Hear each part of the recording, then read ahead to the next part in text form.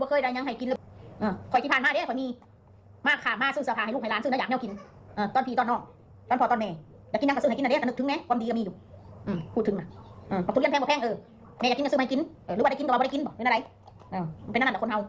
ให้คิดถึงให้ FC นะนึกถึงเวลามันมีมันก็เลี้ยงพี่เลี้ยงน้องมันอยู่เวลาเขาบ่มีแบบนี้ถามว่าข่อยมีบ่เงินน่ะมันมีแต่มันบ่มีหลายเข้าใจบ่มันมีหน่อยเงินมันจำกัดเงินมันใช้แบบจำกัดพี่น้องมันบ่สามารถจะใส่เงินแบบพุ่มเพื่อนมาก่อนได้เข้าใจบ่มึงจะเอามีเงิน2-3 พันเขาก็จะเก็บไว้ใส่โตเฮาลูกเขาก็ต้องกินต้องใส่แบบนี้มันเป็นนั่นความหมายนะถามว่าบ่มีเลยมันก็บ่แม่นมันก็ต้องมีแน่คนเฮาน่ะแต่ว่าเขาก็ต้องเก็บไว้เพื่อเขาไปหันไปนี่มันก็ต้องคือจังซี่เน็ตก็ต้องเติมเขาก็ต้องกินก็ต้องมีแน่คนเฮาน่ะอย่าให้อย่าให้เขาไปหันไปนี่อย่าให้เขาก็ต้องกินอย่าให้มันก็ต้องอดมือกินมือนี่อย่าให้เสียใจจะลูกบ่มีก็คือบ่มีเลยมันก็บ่แม่นคนเฮา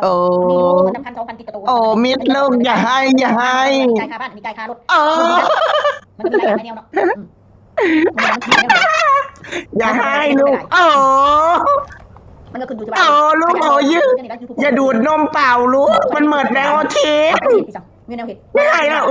มีแนวเห็ดมีแต่นอนแต่กินแล้วก็นอนไม่ให้แล้วมีกินกินนอนไม่ขัดต้องเกลียดใจกินนอนกินแสดงว่ามีไม่ขัดนอนสุดกินในที่มันพี่น้องอยู่ในห้องก็ต้องจ่ายสิ้นเดือนเราต้องจ่ายขัดก็เกลียดใจขัดก็ตัวมีจะกินนอนวิสุทธิ์แล้วเขาเดือดร้อนกินแล้วนอนแล้วกินวิสุทธิ์แล้วอย่าสูนลูกอย่าวิขัดก็เกลียดใจขัดก็เกลียดใจว่าได้จากการจะทำการที่เขาไปเรียนปฏิบัติจริงอะไรวิสุทธิ์แล้วสุดแล้วมีเงินสำรองไม่ได้หัวหรือว่าตัวไปแต่ต้องมีเงินสำรองอย่าให้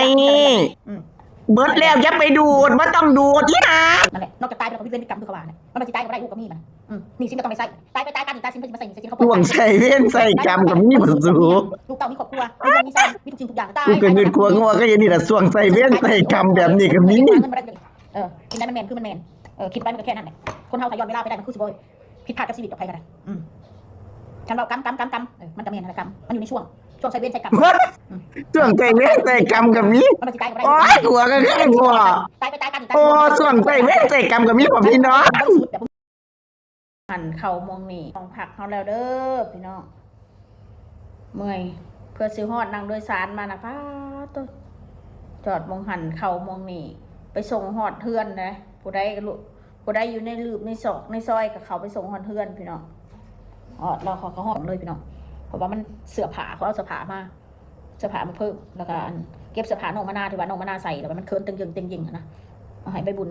2-3 สุดนี่แหละพี่น้องแต่ลายยังลายอยู่ขวาสั้นๆยังลายอยู่ในหมกนะแต่ว่างากยังไม่มีเวลาถ้าสิเลือกสิเก็บไปรีกับหอยได้แล้วกระเป๋าหนึ่งเพื่อเสื้อผ้ามะนาวนะเอามะนาวมันใส่ได้อยู่มันใส่ไปก่อน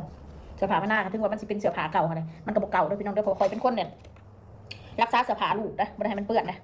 ถอดออกมาสักปั่นมันแห้งมันนั่นหรอนะมันจะเปื้อนได้มะนาวใส่เสื้อผ้านะเขาบอกมันใส่เปื้อนอยู่แต่ว่าเฮานี่กูเป็นแม่นี่เฮาดูแลให้มันสะอาดกันกินให้มันหมดลูกอย่าเทเท้าขี้ดื้อกำลังเว้าเป็นกำลังอันนั้นเดี๋ยวนี้พี่น้องเมื่อยมากก็เมื่อยเพี้ยรถอยู่ในคอยกันเลย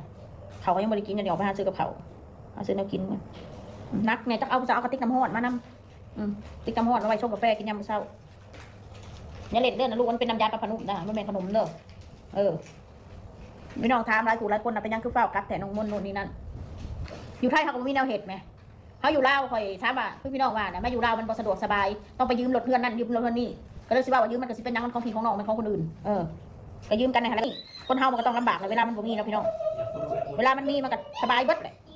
อยากเห็ดยังก็เห็ดสบายอยากจับมือถือแม่แต่กำลังว่าอยู่เอาเล่นเอาเล่นบ้านลูกมันคือบนอนมาเมื่อคืนกับบนอนนอนโดยสารไหนนอนในเดียวนะคะทั้งสองข้างบ้านเขาก็ดูแลให้มาเบิ่งให้อีกอย่างกับเบิดแถวนั้นมันก็มีแต่บักแดงน้อยท่านผู้ใดไปผู้ใดมามันก็ปลอดภัยพี่น้องมันอ้วนดีงามแค่นั้นแหละก็จะไปเจาะเบิ่งเอามองได้อยู่แล้วสบายใจก็อยู่พี่น้องส่วนดราม่าค่ะยิ่งกันอยู่ลาวยิ่งดราม่าสร้างดราม่าแบบมันเป็นเรื่องเป็นเรื่องนะพี่น้องมันเรื่องมันเป็นเรื่องว่าซั่นซะไปสิท่ากันเล่าก็ได้ไปละพาลูกออกไปนอกมันจะออกข้างนอกพี่น้องมันเรียกร้องความสนใจมันน่ากำลังเฮียนเบ้ากำลังอันนั้นอันนี้กำลังสิเบ้าเก่งว่าซั่นซะกำลังอยากรู้หนีซ่าคอยสังเกตนี่มักถามอันนี้อีหยังอันนี้อีหยังแบบถามแม่นะเป็นนั่นคนน้อยคนมาเล่นน้ำเป็นมาซื้อลูกซีนแล้วเพิ่นเลยมาเขาบอกให้เพิ่นเลยมาหาข่อยเพิ่นนั่นคนน้อยนะจะน้อยเบ้านี่ก่อนทายมาแหละ บอกมันมาเอาเสื้อผ้าไปบุญเก็บเสื้อผ้าให้น้องไปบุญพี่น้องแล้วก็เว้าเรื่องอะไรยังก็คนเฮาเด้อเว้าซะมันบ่แม่นว่าไปแบบใส่เงินโดยปานนั้นอันนี้ดอกก็เขามีเวียกคือข่อยเว้าหั่นแหละ